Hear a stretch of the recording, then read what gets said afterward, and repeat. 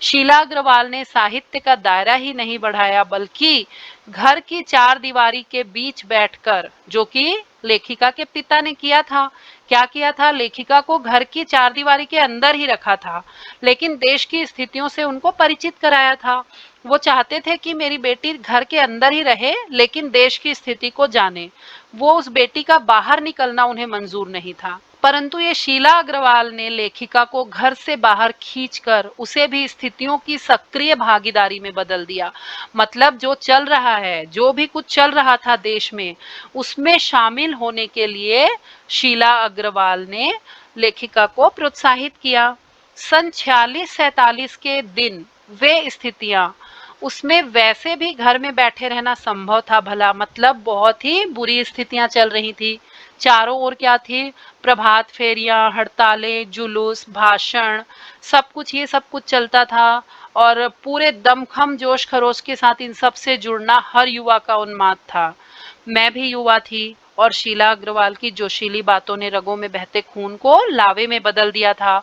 स्थिति यह हुई कि एक बवंडर शहर में मचा हुआ था और एक घर में।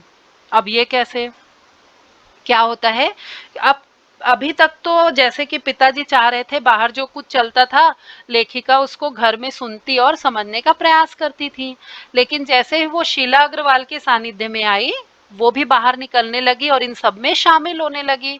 तो इसलिए कहा गया है कि एक बवंडर घर में चल रहा था। पिताजी को ये सब पसंद नहीं आया।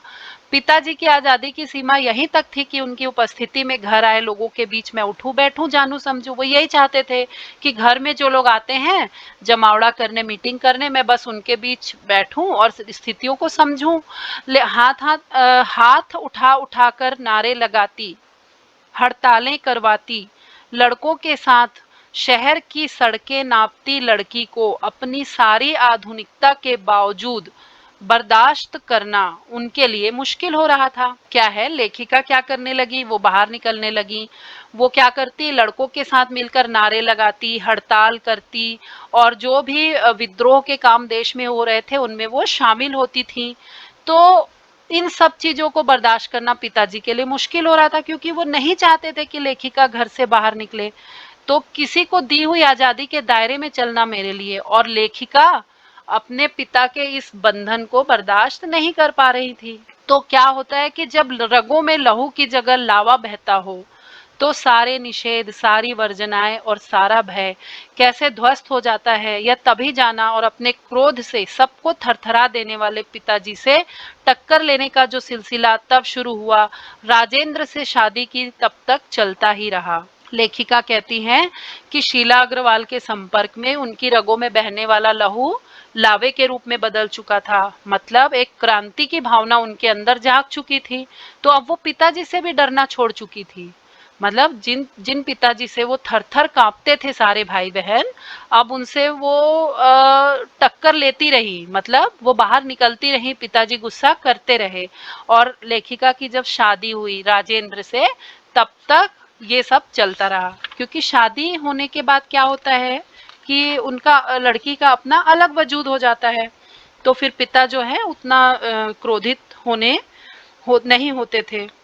तो यहाँ पे जो राजेंद्र हैं जिनका नाम लिया गया है, ये कौन थे, ये हिंदी के प्रमुख कथाकार थे और हंस पत्रिका के संपादक थे। यश कामना, बल्कि कहूँ कि यश लिप्सा पिताजी की सबसे बड़ी दुर्बलता थी और उनके जीवन की धुरी थी। मतलब जो पिताजी थे वो, उनको यश की बहुत ज्यादा इच्छा थी, अच्छा नाम।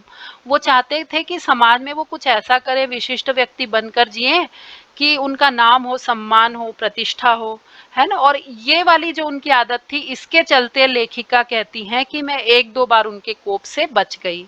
कैसे बच गई कि एक बार कॉलेज से प्रिंसिपल का पत्र आया कि पिताजी से आकर मिलें और बताएं कि मेरी गतिविधियों के कारण मेरे खिलाफ अनुशासनात्मक कार्यवाही क्यों न की जाए। मतलब कॉलेज में जो प्रिंसिपल थी, उन्होंने पिताजी को बुलवाया कॉलेज में।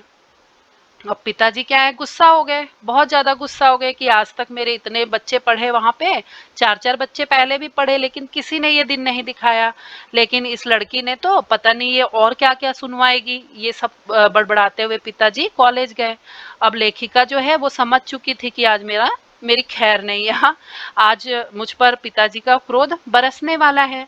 तो वो क्या करती है, लेखिका जो है पड़ोसी के घर जाकर बैठ जाती हैं और अपनी माँ से बोल के जाती है कि जब पिताजी वापस आए, उनका गुस्सा शांत हो जाए, तभी मुझे बुलाना।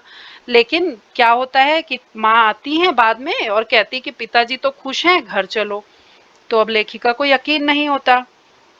घर आती हैं, अब घर आती हैं तो उनके अनुमान के विपरीत पिताजी तो बहुत प्रसन्न होते। क्यों होते हैं? क्योंकि वो खुश हो जाते हैं कि सारे कॉलेज की लड़कियों पर लेखिका का इतना रौब है।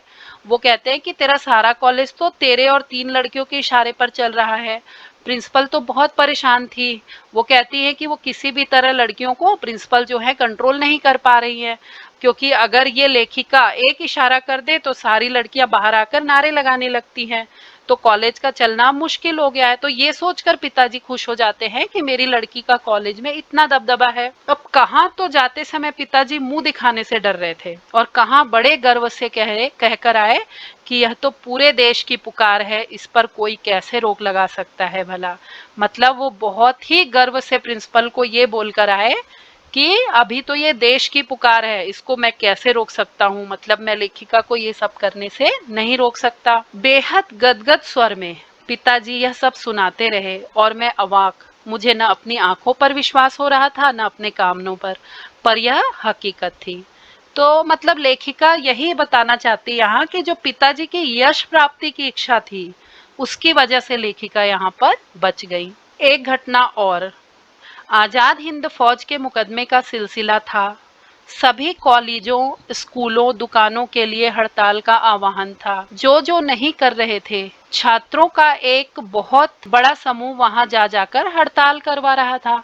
उस समय क्या होता था, आजादी के लिए नए नए काम होते रहते थे। तो क्या हो रहा था, वहां पे हड़तालें की जा रही थी। जो नहीं कर रहा था तो उनसे जबरदस्ती करवाई जा रही थी। तो शाम को क्या होता है कि अजमेर का पूरा विद्यार्थी वर्ग चौपड़, मतलब मुख्य बाजार का चौराहा, वहां पर इकट्ठा हो जाता है और भाषणबाजी शुरू हो जाती है। तो इसी बीच पिताजी के एक निहायत दकियानुसी मित्र ने घर आकर अच्छी तरह पिताजी की लू उतारी, मतलब कान भरे पिताजी के, कि अरे उस मन्नू की तो मत मारी गई है, पर भंडारी जी आपको क्या हुआ? ठीक है, आपने लड़कियों को आजादी दी, पर देखते आप जाने कैसे कैसे उल्टे सीधे लड़कों के साथ हड़तालें करवाती। मतलब आकर उन्होंने पूरी तरह पिताजी को भड़का दिया। अब क्या होता है, वो आग लगा के चले गए और पिताजी दिन भर भभकते रहे। मतलब पिताजी को गुस्सा आता रहा। अब बोले कि अब यही रह गया था कि लोग घर आके मेरे को बोल के जाए। क्या था, उन्हें, उनके पिताजी को यश की इच्छा थी, लेकिन जब कोई अपयश की बातें करके जाता था तो वो भड़क जाते थे। तो अब वो कहते हैं कि अब इस मन्नू का घर से निकलना बंद करो। इस सब से बेखबर मैं रात में घर लौटी। लेखिका को तो पता ही नहीं था कि घर पे कोई आग लगा के चला गया है। तो वो बेखबर होकर रात को जब घर लौटी तो पिताजी के एक बेहद अंतरंग और अभिन्न मित्र ही नहीं, अजमेर के सबसे प्रतिष्ठित और सम्मानित डॉक्टर अंबालाल जी बैठे थे। तो क्या, जैसे कि एक व्यक्ति भड़का कर गया, लेकिन दूसरा जो व्यक्ति था वो अजमेर का सबसे प्रतिष्ठित और सम्मानित व्यक्ति था, डॉक्टर अंबालाल। वो, उन्होंने मुझे देखते ही बड़ी गर्मजोशी से स्वागत किया।